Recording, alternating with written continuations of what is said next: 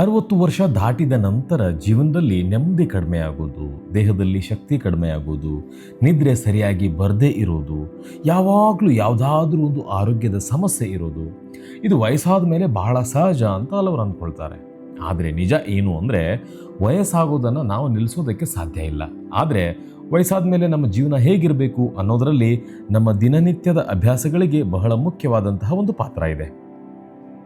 ನಾವು ಪ್ರತಿದಿನ ಮಾಡೋ ಕೆಲವು ಚಿಕ್ಕ ಪುಟ್ಟ ಅಭ್ಯಾಸಗಳು ದೇಹದ ಚಟುವಟಿಕೆ, ಆಹಾರ, ನಿದ್ರೆ, ಮನಸ್ಸು ಮತ್ತು ನಮ್ಮ ಸಂಬಂಧಗಳ ಮೇಲೆ ಪರಿಣಾಮವನ್ನು ಬೀರುತ್ತವೆ. ಹಾಗಾದರೆ 60 ವರ್ಷ ದಾಟಿದ ನಂತರ ನೆಮ್ಮದಿಯಾಗಿ, ಆರೋಗ್ಯಕರವಾಗಿ ಮತ್ತು ಸಾಧ್ಯವಾದಷ್ಟು ಸ್ವತಂತ್ರವಾಗಿ ಬದುಕೋದಕ್ಕೆ ಯಾವ 7 ಅಭ್ಯಾಸಗಳನ್ನು ರೂಢಿಸ್ಕೊಳ್ಬೇಕು? ಈ ವಿಡಿಯೋದಲ್ಲಿ ಆ 7 ಅಭ್ಯಾಸಗಳನ್ನು ಸರಳವಾಗಿ ನೋಡೋಣ. ನಮಸ್ಕಾರ ಸ್ನೇಹಿತರೆ, ಇದು ಹೆಲ್ತ್ ಪ್ಲಸ್ ಕನ್ನಡ. ಈ ವಿಡಿಯೋವನ್ನು ವಿಶೇಷವಾಗಿ 50 ಮತ್ತು 60 ವರ್ಷ ದಾಟಿದವರಿಗಾಗಿ ಮಾಡ್ತಾ ಇದ್ದೀವಿ. ಇಲ್ಲಿ ಹೇಳುವಂತಹ ವಿಷಯಗಳು ಬಹಳ ಸಾಮಾನ್ಯವಾದಂತಹ ಆರೋಗ್ಯ ಮಾಹಿತಿಗಾಗಿ ಮಾತ್ರ. ನಿಮಗೀಗಾಗಲೇ ಯಾವುದಾದ್ರೂ ಕಾಯಿಲೆ ಇದ್ದರೆ ಅಥವಾ ಔಷಧಿಯನ್ನು ತೆಗೆದುಕೊಳ್ತಾ ಇದ್ದರೆ ನಿಮ್ಮ ವೈದ್ಯರ ಸಲಹೆಗೆ ಮೊದಲ ಆದ್ಯತೆಯನ್ನು ನೀಡಿ. ಹಾಗಾದರೆ ಮೊದಲ ಅಭ್ಯಾಸದಿಂದಲೇ ಪ್ರಾರಂಭಿಸೋಣ. ಮೊದಲನೇದು, ದೇಹವನ್ನು ಸಂಪೂರ್ಣವಾಗಿ ನಿಶ್ಚಲವಾಗಿ ಇಡಬೇಡಿ. ಪ್ರತಿದಿನ ಚಲಿಸ್ತಾ ಇರಬೇಕು. 60 ವರ್ಷ ದಾಟಿದ ನಂತರ ಕೆಲವರು ಇನ್ನು ವಯಸ್ಸಾಯಿತು, ಹೆಚ್ಚು ವಿಶ್ರಾಂತಿ ತೆಗೆದುಕೊಳ್ಬೇಕು, ರೆಸ್ಟ್ ಮಾಡಬೇಕು ಅಂತ ಅಂದ್ಕೊಳ್ತಾರೆ. ವಿಶ್ರಾಂತಿ ಬೇಕು, ಆದರೆ ದಿನವಿಡೀ ಕೂತ್ಕೊಳ್ಳೋದು ಅಥವಾ ಮಲಗಿರೋದೇ ವಿಶ್ರಾಂತಿ ಅಲ್ಲ. ನಿಮ್ಮ ಆರೋಗ್ಯ ಮತ್ತು ಸಾಮರ್ಥ್ಯಕ್ಕೆ ತಕ್ಕಂತೆ ದೇಹವನ್ನು ಚಟುವಟಿಕೆಯಲ್ಲಿ ಇಡೋದು ಬಹಳ ಬಹಳ ಮುಖ್ಯ. ನಡೆಯೋದು, ತೋಟದ ಕೆಲಸ ಮಾಡೋದು, ಮನೆಯಲ್ಲಿ ಸಣ್ಣ ಪುಟ್ಟ ಕೆಲಸಗಳನ್ನು ಮಾಡೋದು, ಮೆಟ್ಟಿಲುಗಳನ್ನು ಸುರಕ್ಷಿತವಾಗಿ ಬಳಸೋದು, ಸರಳವಾದ ವ್ಯಾಯಾಮ ಅಥವಾ ಸ್ಟ್ರೆಚಿಂಗ್ ಮಾಡೋದು, ಇವೆಲ್ಲವೂ ಏನಂದರೆ ದೈಹಿಕ ಚಟುವಟಿಕೆಯ ಭಾಗ ಆಗುತ್ತೆ. ವಯಸ್ಸಾದವರಿಗಾಗಿ ಸಾಮಾನ್ಯವಾಗಿ ವಾರಕ್ಕೆ ಕನಿಷ್ಠ ಒಂದು 2ರಿಂದ 3 ಗಂಟೆಗಳ ಒಂದು ಮಾಡರೇಟ್ ಇಂಟೆನ್ಸಿಟಿ ಏರೋಬಿಕ್ ಆ್ಯಕ್ಟಿವಿಟಿ ಮಾಡಬೇಕು ಮತ್ತು ವಾರದಲ್ಲಿ ಕನಿಷ್ಠ 1-2 ದಿನ ಮಸಲ್ ಸ್ಟ್ರೆಚಿಂಗ್ ಮಾಡಬೇಕು. ಇವೆಲ್ಲ ಮಾಡಿದ್ರೆ ನಿಮ್ಮ ಆರೋಗ್ಯ ಚೆನ್ನಾಗಿರುತ್ತೆ. ಬ್ಯಾಲೆನ್ಸ್ ಆ್ಯಕ್ಟಿವಿಟಿ ಕೂಡ ಬಹಳ ಮುಖ್ಯವಾಗಿರುತ್ತೆ. ಆದರೆ ಇಲ್ಲಿ ಒಂದು ಮುಖ್ಯ ವಿಷಯ ಇದೆ. ಅದೇನು ಅಂದರೆ, ನಿಮಗೆ ಮೊಣಕಾಲಿನ ಸಮಸ್ಯೆ, ಹೃದಯದ ಕಾಯಿಲೆ, ಉಸಿರಾಟದ ತೊಂದರೆ ಅಥವಾ ಬೇರೆ ಆರೋಗ್ಯ ಸಮಸ್ಯೆ ಇದ್ದರೆ ಬೇರೆಯವರನ್ನು ನೋಡಿ ಅದೇ ಥರದ ವ್ಯಾಯಾಮವನ್ನು ಮಾಡಬೇಡಿ. ನಿಮ್ಮ ದೇಹದ ಸಾಮರ್ಥ್ಯಕ್ಕೆ ತಕ್ಕಂತೆ ನಿಧಾನವಾಗಿ ಪ್ರಾರಂಭ ಮಾಡಿ. ಹೀಗಂತ ಜಿಮ್ಗೆ ಹೋಗಲೇಬೇಕು ಅಂತೇನಿಲ್ಲ. ಬೆಳಗ್ಗೆ ಅಥವಾ ಸಂಜೆ ಒಂದು ಸ್ವಲ್ಪ ಹೊತ್ತು ನಡೆಯೋದು, ಮನೆಯಲ್ಲಿ ಕೆಲಸ ಮಾಡೋದು, ತೋಟದಲ್ಲಿ ಕೆಲಸ ಮಾಡೋದು, ಇವುಗಳಿಂದ ಕೂಡ ನಿಮಗೆ ದಿನದಲ್ಲಿ ಚಲನೆಯನ್ನು ಹೆಚ್ಚಾಗುತ್ತೆ. ಆಮೇಲೆ 60 ವಯಸ್ಸಿನ ನಂತರ ದೇಹಕ್ಕೆ ವಿಶ್ರಾಂತಿ ಬೇಕು, ಆದರೆ ಚಲನೆಯೂ ಕೂಡ ಅಷ್ಟೇ ಮುಖ್ಯ. ವಾಕಿಂಗ್ ತುಂಬ ಇಂಪಾರ್ಟೆಂಟ್. ಆಮೇಲೆ ಎರಡನೇದು, ಹೊಟ್ಟೆ ತುಂಬೋದಕ್ಕಿಂತ ದೇಹಕ್ಕೆ ಬೇಕಾದಂತಹ ಪೋಷಕಾಂಶ ಸಿಗ್ತಾ ಇದೆಯೇ ಅನ್ನೋದನ್ನು ನೋಡೋಣ. ಎರಡನೇ ಅಭ್ಯಾಸ ಏನು ಅಂದರೆ, ಆಹಾರದಲ್ಲಿ ಗುಣಮಟ್ಟಕ್ಕೆ ಆದ್ಯತೆಯನ್ನು ಕೊಡಬೇಕು. ನೀವು ಕ್ವಾಲಿಟಿ ಫುಡ್ಡನ್ನು ಊಟ ಮಾಡಬೇಕು. ವಯಸ್ಸಾದಂತೆ ಏನು ತಿನ್ನಬೇಕು ಅನ್ನೋದಕ್ಕಿಂತ ನನ್ನ ಆಹಾರದಲ್ಲಿ ದೇಹಕ್ಕೆ ಬೇಕಾಗಿರುವಂತಹ ಒಂದು ಪ್ರೋಟೀನ್ ಅಂಶ ಸಿಗ್ತಾ ಇದೆಯಾ ಅನ್ನೋದನ್ನು ಯೋಚನೆ ಮಾಡೋದು ಮುಖ್ಯ. ನಿಮ್ಮ ಊಟದಲ್ಲಿ ತರಕಾರಿ, ಹಣ್ಣು, ಬೇಳೆಕಾಳುಗಳು, ಧಾನ್ಯಗಳು ಮತ್ತು ನಿಮ್ಮ ಅಗತ್ಯಕ್ಕೆ ತಕ್ಕಂತಹ ಪ್ರೋಟೀನ್ಗಳು ಇರೋ ಆಹಾರಗಳನ್ನು ಸೇವಿಸೋದು ಬಹಳ ಮುಖ್ಯ ಆಗುತ್ತೆ. ಉದಾಹರಣೆಗೆ ಬೇಳೆ, ಕಾಳುಗಳು, ಮೊಸರು, ಹಾಲು ಅಥವಾ ನಿಮ್ಮ ಆಹಾರ ಪದ್ಧತಿಗೆ ಹೊಂದುವಂತಹ ಬೇರೆ ಥರದ ಪ್ರೋಟೀನ್ನ ಮೂಲಗಳನ್ನು ಬಳಸ್ಬೋದು. ಆದರೆ ಒಂದು ಮುಖ್ಯ ವಿಷಯ, ಯಾವುದೇ ಒಂದು ಆಹಾರವೇ ಎಲ್ಲ ಕಾಯಿಲೆಗಳನ್ನು ಗುಣಪಡಿಸುತ್ತದೆ ಅನ್ನೋದು ಸರಿಯಲ್ಲ.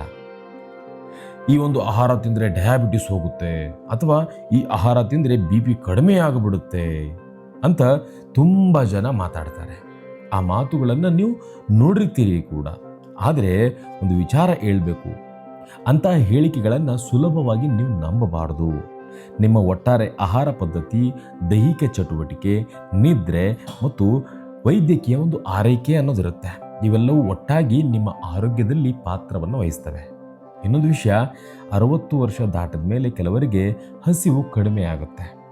ಹಲ್ಲು ಅಥವಾ ಜೀರ್ಣಕ್ರಿಯೆ ಸಮಸ್ಯೆ ಇರಬಹುದು. ಡೈಜೆಷನ್ ಆಗೋದಿಲ್ಲ, ಹಲ್ಲಿನಿಂದ ನುರಿಯೋದಕ್ಕೆ ಆಗೋದಿಲ್ಲ. ಕೆಲವರು ಒಬ್ಬರೇ ಇರೋದರಿಂದ ಊಟದ ಬಗ್ಗೆ ಗಮನ ಕಡಿಮೆ ಮಾಡಬಹುದು. ಆದ್ದರಿಂದ ಊಟವನ್ನು ಬಿಟ್ಟು ಬಿಡದೆ ನಿಮ್ಮ ದೇಹಕ್ಕೆ ಹೊಂದುವಂತಹ ಪೌಷ್ಟಿಕ ಆಹಾರವನ್ನು ನಿಯಮಿತವಾಗಿ ತೆಗೆದುಕೊಳ್ಳೋದು ಬಹಳ ಮುಖ್ಯ. ಮೂರನೇದು, ನಿದ್ರೆಯನ್ನು ವಯಸ್ಸಾದ ಮೇಲೆ ಹೇಗಿರುತ್ತೆ ಅಂತ ನಿರ್ಲಕ್ಷ್ಯ ಮಾಡಬೇಡಿ. ಮೂರನೇ ಅಭ್ಯಾಸ ಏನಂದರೆ, ನಿದ್ರೆಗೆ ಆದ್ಯತೆಯನ್ನು ನೀಡೋದು. ವಯಸ್ಸಾದಂತೆ ನಿದ್ರೆ ಸ್ವಲ್ಪ ಕಡಿಮೆಯಾಗುತ್ತೆ, ರಾತ್ರಿ ಮಧ್ಯದಲ್ಲಿ ಎಚ್ಚರ ಆಗುತ್ತೆ, ಅಥವಾ ಹಿಂದಿನಂತೆ ಬಹಳ ಹೊತ್ತು ನೀವು ನಿದ್ರೆ ಬರದೇ ಇರಬಹುದು.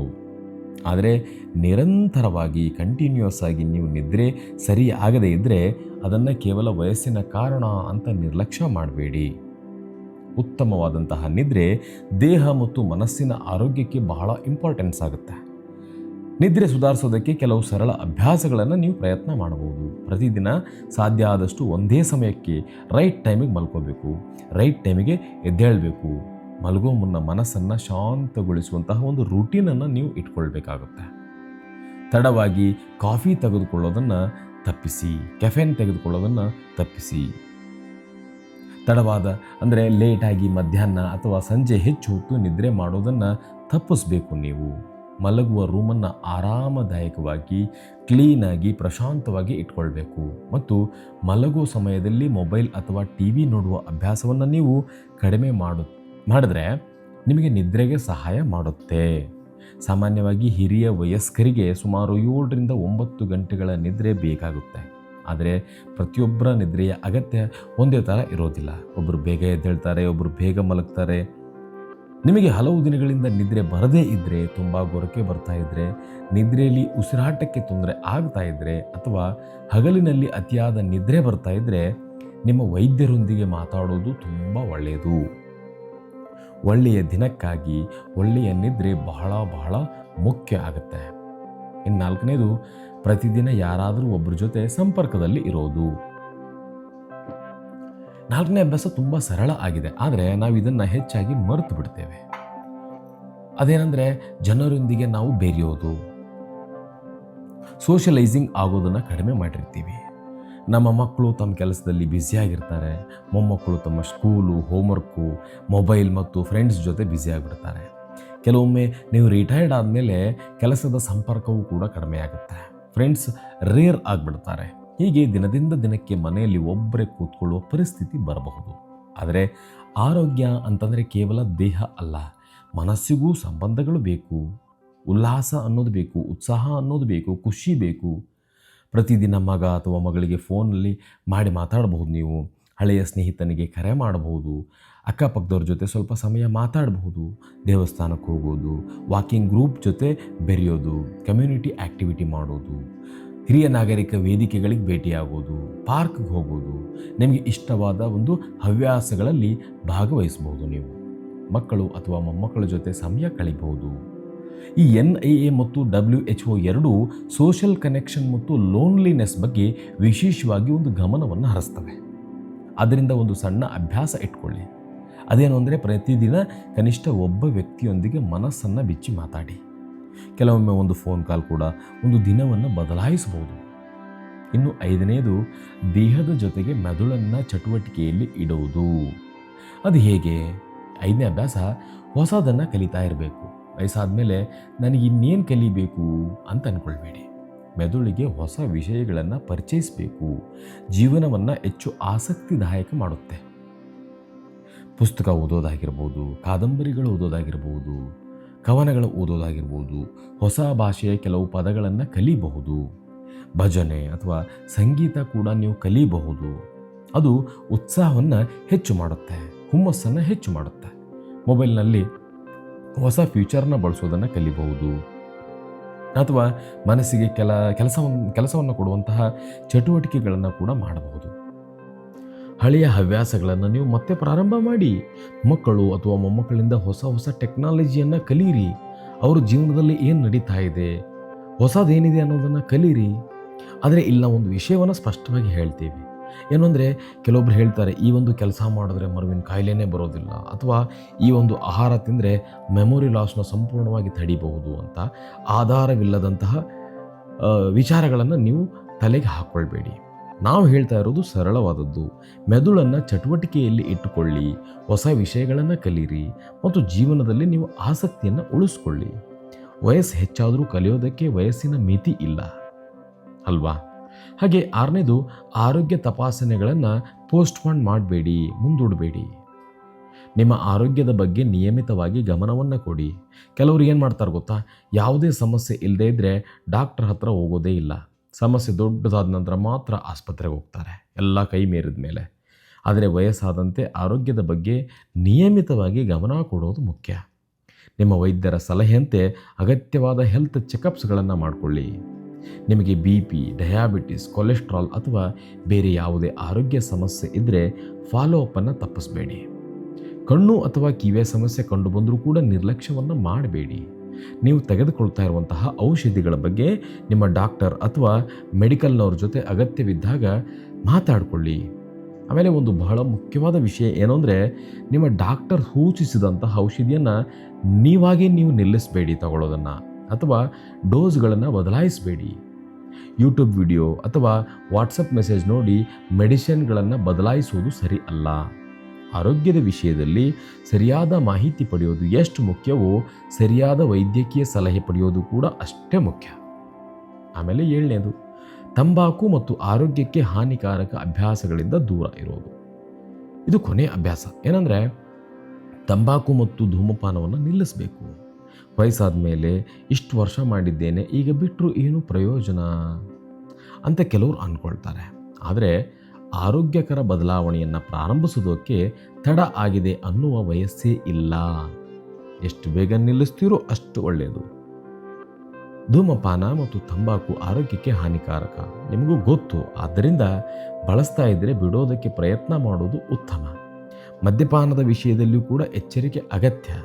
ವಿಶೇಷವಾಗಿ ನೀವು ಯಾವುದೇ ಔಷಧಿಯನ್ನು ತೆಗೆದುಕೊಳ್ತಾ ಇದ್ದರೆ ಅಥವಾ ಆರೋಗ್ಯ ಸಮಸ್ಯೆ ಇದ್ದರೆ ಮದ್ಯಪಾನದ ಬಗ್ಗೆ ನಿಮ್ಮ ಡಾಕ್ಟರ್ ಜೊತೆ ಚರ್ಚಿಸೋದು ಉತ್ತಮ.